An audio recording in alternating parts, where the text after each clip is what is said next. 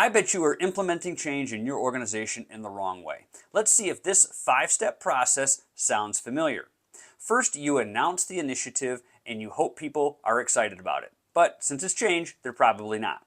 Secondly, you gather supplies and start thinking about logistics, which makes sense. Third, you hit some roadblocks and you start pushing people to sign up for the initiative or get on board or try to convince them about how much better things will be. Fourth, you just do it. You implement the change and hope it goes well. And then fifth, you reflect on if things went well. Well, did they? And how do you not know if they went well leading up to the end of the change? Well, I have some follow-up questions for you. What was the goal of the change? How do you know if your change was successful? And what metrics did you use to measure the success of your change?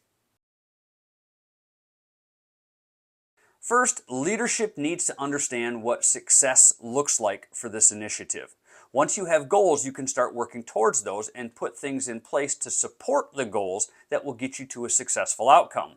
You also need to plan what successful participation looks like on behalf of the people in your organization. Will anyone need training or coaching to make them successful and help you achieve a successful outcome? You need to map it out. The second conversation that leadership needs to have when implementing change is about roadblocks. They will come up. They always do. They could be financial, they could be human, and they could be logistical. So assigning a person who's going to handle the roadblocks, whether it be a group or a single person, needs to be of the utmost importance. You need to empower these people so that they can make decisions and execute the plan and clear the way so that your goals are met for a successful implementation of whatever change you're doing in your organization. If roadblocks are people, you also need to be delicate in selecting the right people to talk to those people who may become roadblocks in your organization. If Bruce is never on board with anything new, then you need to select somebody who has a good relationship with Bruce and can talk to him about why this is important and how this is going to benefit the organization. Bringing Bruce around so that he will be on board with whatever change you're going to implement. The third step in implementing change in your organization is having intentional conversations with key stakeholders about change. This is not picking a fight, but it is starting to lay the groundwork in getting people on board. You need to move first and get out ahead of any problems that may come up.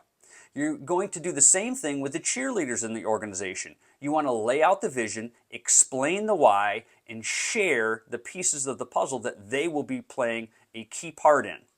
You're also going to solicit feedback during this time because leaders don't always understand how things work on the ground. So if you have people in your organization who are the nuts and bolts of getting things done, getting feedback from them on how things may affect different parts of the organization can be very key in the plans that you lay. So make sure you get feedback from people and also have good conversations with them about the roles they may play. This is going to lead to shoulder tapping. The fourth step in this process is called shoulder tapping. This is arguably the most important step. This is where you have one-on-one conversations with specific people that give your initiative the best chance of success. You are not selecting warm bodies, you are selecting your home run hitters. During this process, you need to convey to them the mission and the vision for whatever it is that you're implementing in your organization. They need to understand the beginning, middle, and end so that they can see the key roles that they're going to play. Along with that, you are going to talk to them about the key roles that you want them to play, and you're going to give them the why you are talking to them specifically. Because this may sound like ego stroking a little bit, but if you go up to somebody and say, look, this is what we want to do, we know that you're the best at it, and we need you to make this successful. That's not being dishonest. That's being authentic and being very vulnerable with them as well. And people will respond to that. You need people in specific roles that are going to stack the deck in your favor. That's the most important part. You also need to determine what successful involvement for them and the rest of the people participating is going to look like. You also need to think about coaching and training that needs to go on so that you have the best chance of success for whatever you're implementing in your organization.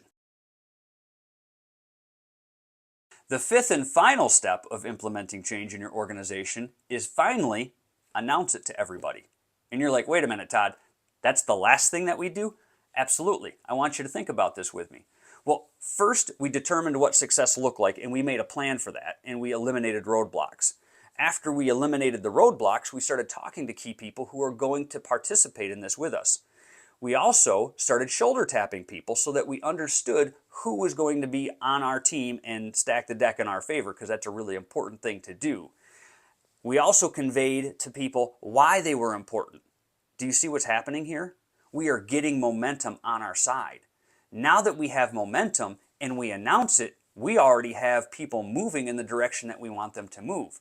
So, in leadership, if you start with something that stopped, it takes a lot of momentum to get it going forward.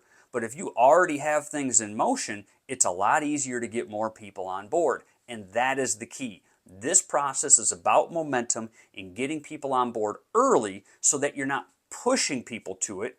You're already walking in that direction and people are catching up to join you. And that is what leaders do. They lead from the front and they are not frustrated and burned out because they're walking towards the goal the entire time.